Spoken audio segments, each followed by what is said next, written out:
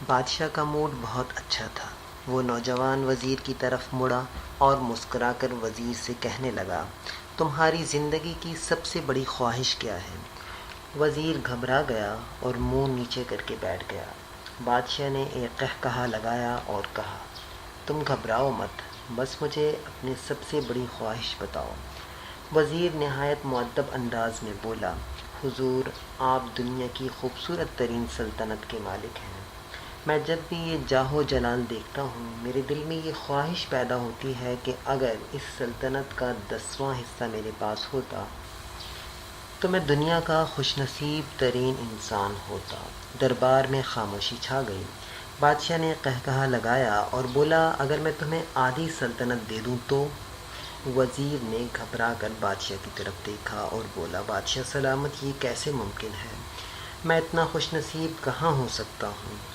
بادشاہ نے فوراً اپنا پہلا حکم جاری کیا اور اپنی آدھی سلطنت وزیر کے نام کرنے کا حکم دے دیا، اور اپنے دوسرے حکم پر وزیر کا سر قلم کرنے کا احکام جاری کر دیا۔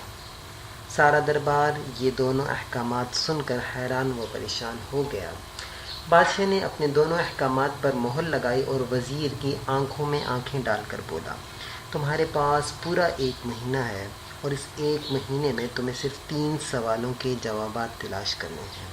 اگر تم کامیاب ہو گئے تو میرا دوسرا حکم تمہارے سر قلم کرنے کا منسوخ ہو جائے گا اور تمہیں آدھی سلطنت مل جائے گی، اور اگر تم ناکام ہو گئے تو اس کا انجام تم بہتر جانتے ہو۔ وزیر حیران و پریشان بادشاہ کی اس منطق کو نہ سمجھ سکا۔ اس کے بعد بادشاہ نے حکم جاری کیا کہ میرے 3 سوالات لکھ لو۔ میرا پہلا سوال، انسان کی زندگی کی سب سے بڑی حقیقت کیا ہے؟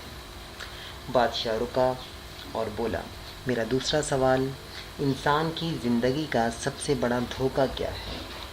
بادشاہ تھوڑی دیر خاموش رہا اور پھر بولا، میرا تیسرا سوال، انسان کی زندگی کی سب سے بڑی کمزوری کیا ہے؟ اس کے بعد بادشاہ نے اپنے فرمان پر مہر لگوائی اور وزیر سے بولا، تمہارا ٹائم شروع ہوتا ہے اب۔ وزیر نے دونوں پروانے اٹھائے اور دربار سے دوڑ لگا دی۔ جوابات تلاش کرنے کے لیے وزیر نے ملک کے دانشور، ادیب، مفکر اور ذہین لوگوں کو جمع کر لیا اور سوالات ان کے سامنے رکھ دیے۔ کئی دنوں کی سوچ بچار کے بعد بھی وزیر کو ان تینوں سوالات کے جوابات نہ مل پائے۔ وزیر مایوس ہو کر دارالحکومت سے باہر نکل گیا۔ وہ سوالات اٹھا کر پورے ملک میں پھرا، لیکن اسے کوئی تسلی بخش جواب نہ مل پایا۔ وزیر مارا مارا شہر شہر گاؤں گاؤں پھرتا رہا۔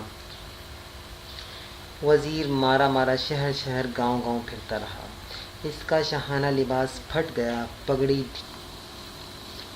اگلے دن اس کو دربار میں پیش ہونا تھا۔ وزیر کو یقین ہو گیا تھا کہ یہ اس کی زندگی کا آخری دن ہے۔ وہ مایوسی کی حالت میں چلتا پھرتا دارالحکومت کی کچی آبادی میں پہنچ گیا۔ آبادی کے کونے پر ایک فقیر کی کوٹری تھی۔ وہ گرتا پڑتا اس جھونپڑی تک جا پہنچا۔ فقیر سوکھی روٹی پانی میں ڈبو کر کھا رہا تھا اور ساتھ ہی دودھ کا پیالہ پڑا تھا۔ فقیر کا کتا مزے لے لے کر وہ دودھ پی رہا تھا۔ فقیر نے وزیر کی حالت دیکھی اور مسکرا کر بولا، جناب عالی، آپ صحیح جگہ پہنچے ہیں۔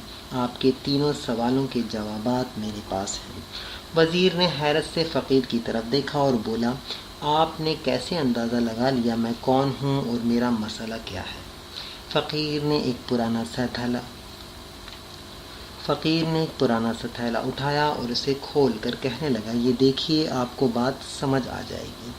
اس تھیلے میں وہ لباس تھا جو بادشاہ اپنے قریب ترین وزراء کو عنایت کرتا تھا۔ فقیر نے کہا، جناب عالی، میں بھی اس سلطنت کا وزیر ہوا کرتا تھا۔ میں نے بھی ایک بار بادشاہ سے شرط لگانے کی غلطی کر لی اور نتیجہ آپ کے سامنے ہے۔ فقیر سوکھی ہوئی روٹی کا ٹکڑا اٹھا کر دوبارہ کھانے لگا۔ وزیر نے دکھی دل سے پوچھا کہ آپ بھی جوابات تلاش نہیں کر سکے تھے؟ فقیر نے قہقہا لگایا اور بولا، جناب عالی، میرا کیس آپ سے مختلف تھا۔ میں نے جواب تلاش کر لیے تھے، بادشاہ کو جوابات بتائے، آدھی سلطنت کا پروانہ لے کر پھاڑا، بادشاہ کو سلام کیا اور اس کوٹھری میں آ کر زندگی گزارنے لگا۔ اب میں اور میرا کتا دونوں مطمئن زندگی گزار رہے ہیں۔ وزیر یہ سن کر بہت حیرت زدہ ہوا، لیکن یہ وقت ان باتوں کا نہیں تھا۔ وزیر نہایت دکھی انداز میں بولا، کیا آپ مجھے سوالات کے جوابات دے سکتے ہیں؟ فقیر بولا، پہلے 2 سوالوں کے جواب میں تمہیں بالکل مفت دوں گا، لیکن آخری سوال کے جواب کی تمہیں قیمت ادا کرنا پڑے گی۔ وزیر نے فوراً ہاں میں سر ہلا دیا۔ فقیر بولا، دنیا کی سب سے بڑی سچائی موت ہے۔ انسان کوئی بھی ہو، کچھ بھی ہو، وہ اس سچائی سے نہیں بچ سکتا۔ فقیر تھوڑی دیر خاموش رہا اور بولا، انسان سب سے بڑا دھوکہ اپنی زندگی سے کھاتا ہے۔ ہم میں سے ہر شخص زندگی کو دائمی سمجھ کر اس کے دھوکے میں آ جاتا ہے۔ فقیر کے دونوں جوابات ناقابل تردید تھے۔ وزیر سرشار ہو گیا۔ اس نے تیسرے جواب کے لیے فقیر سے شرط پوچھی۔ فقیر نے ایک زوردار قہقہہ لگایا، کتے کے سامنے سے دودھ کا پیالہ اٹھایا، وزیر کو دیا اور کہا، میں آپ کو تیسرے سوال کا جواب اس وقت تک نہیں دوں گا جب تک آپ یہ دودھ نہیں پی لیتے۔ وزیر کے ماتھے پر پسینہ آ گیا۔ اس نے نفرت سے پیالہ زمین پر رکھ دیا۔ وہ کسی قیمت پر کتے کا جھوٹا دودھ نہیں پینا چاہتا تھا۔ فقیر بولا، تمہارے پاس 2 راستے ہیں، یا تو جوابات لیے بغیر چلے جاؤ اور سر کٹوا لو، یا پھر دودھ پی لو اور تمہاری جان بھی بچ جائے گی اور آدھی سلطنت کے تم مالک بھی بن جاؤ گے۔ بہرحال فیصلہ تمہارے ہاتھ میں ہے۔ وزیر مخمصے میں پڑ گیا۔ ایک طرف آدھی سلطنت اور زندگی تھی اور دوسری طرف کتے کا جھوٹا دودھ تھا۔ وہ سوچتا رہا یہاں تک کہ جان اور مال جیت گئے اور سیلف رسپیکٹ ہار گئی۔ وزیر نے پیالہ اٹھایا اور ایک ہی سانس میں سارا دودھ پی گیا۔ فقیر نے ایک زوردار قہقہہ لگایا اور بولا، میرے بچے، انسان کی سب سے بڑی کمزوری غرض ہوتی ہے۔ یہ غرض اسے کتے کا جھوٹا دودھ پینے پر بھی مجبور کر دیتی ہے، اور یہ وہ سچ ہے جس نے مجھے سلطنت کا پروانہ پھاڑ کر اس کوٹھری میں بیٹھنے پر مجبور کر دیا تھا۔